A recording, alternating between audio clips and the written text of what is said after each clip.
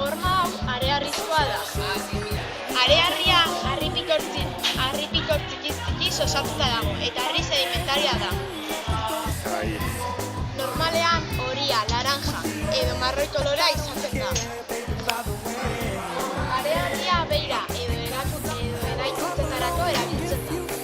Leihoa inguratzen duen materiala zura da. Zura landaretatik ateratzen da. Normalean marroi koloretsua izaten da. Leihoa inguratzen duen horma zementua ere da. Baina zementua kasu honetan margostuta dago. Adibidez, horiz.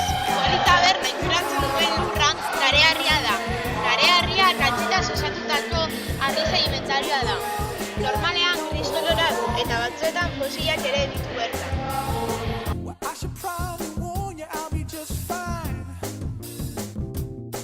Keila zemura da. Keila eraikuntzen eskatura egiteko erabiltzen goza da. Guztine gozi zegoen. Taberna inguratzen duen lurra hareharria da. Hareharria kaltzitaz osatutako lurra da. Arroka sedimentarioa da.